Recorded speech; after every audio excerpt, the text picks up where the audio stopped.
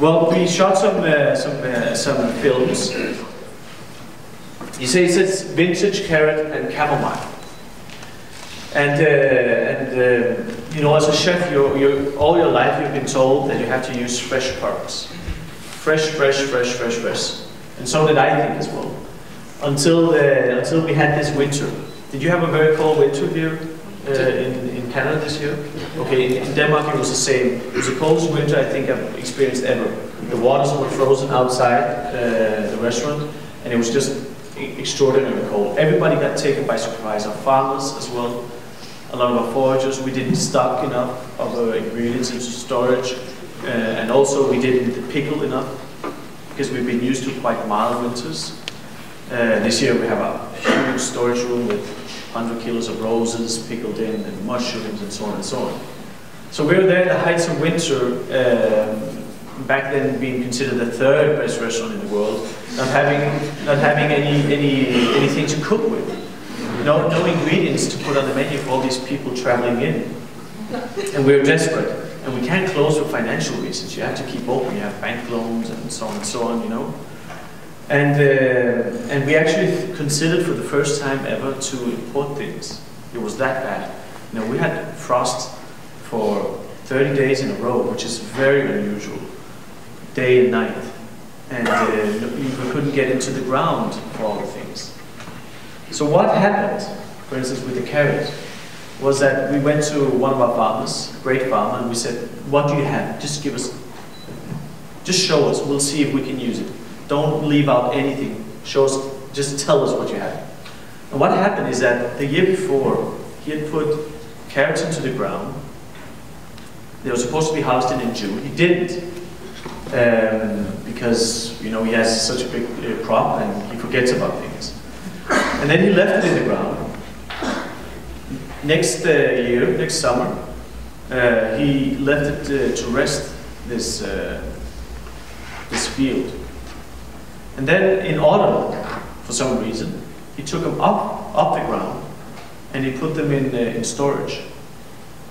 And you know, when we got that carrot, of course, we peeled it and we tasted it. It was still quite firm. It was utterly a bad carrot. You know, just really shitty. It was mealy. It was starchy. It was a bad carrot. But listen, we only did it out of pure desperation. Imagine that you know, people come back and eat month by month, even in those months, the cold months, and every time they expect that you somehow reinvented yourself, just a little bit, evolution constantly. And you can't keep cooking with the same onions and the same this and that. So I thought, well, as chef, you know, we take a piece of meat usually, and the meat is like, you know, the meat is so important, and we saute a piece of meat, we put it on fire, and we put it on a pan, and it's just a right amount of fire on there to make sure it's checked completely. We check the fire, and the pan is the perfect pan, an expensive pan, and you know, the meat is just the right temperature. When we put it on the pan, we put salt on to flavor it. You know, you turn it and you twist it while it's sauteing, you put butter on and spices on, you baste it, and you care, and you care, and you put so much energy, you want the meat to be perfect. And then you care more about it, you check it and you feel it, and you check it, the old rule with your hands, and how is it feeling, is it medium rare now, and that, just there, it's perfect. Onto the plate, serve it immediately, it's rested a little bit.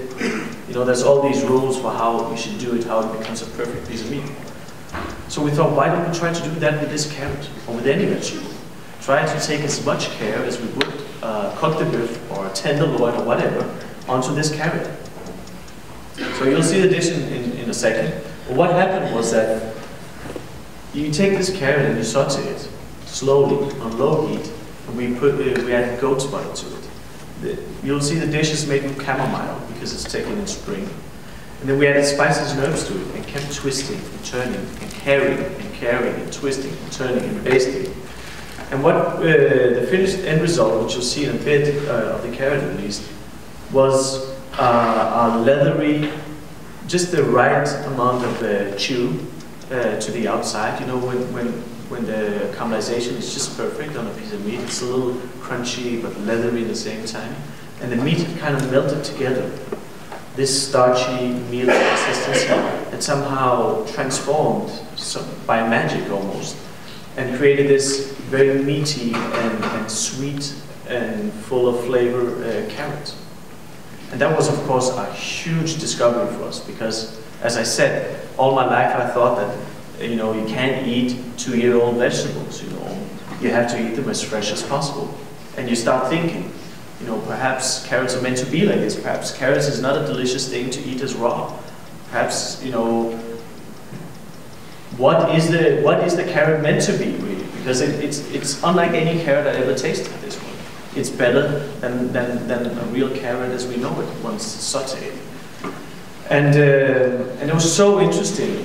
What we what we of course did, this before we see it, was that we asked, what else do you have? What else of all shitty ingredients do you have for us to cook? And it's so weird to say shitty about something so delicious. But then he showed us potatoes. Same story. He didn't harvest it. Next year, what happened is this potato started to sprout. And on this potato, around it came small potatoes the size of a hazelnut.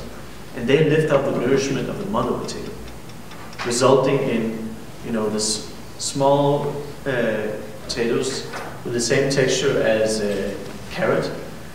You cook them very little. They have almost no starch to them, and they're just delicious, tasting of nuts. Unbelievable, unbelievable.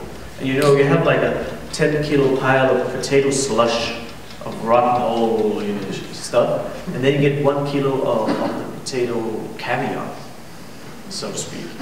And another thing that is just so surprising. Of course, this will result in expensive caviar or expensive potatoes, because now agriculture is set up that everything is a 1-year plan, and it's up and it's sold and then new. How many people will have a potato field for 2 years, and what you get is very little yield. So that's why you probably never see these things anymore, which is also very surprising.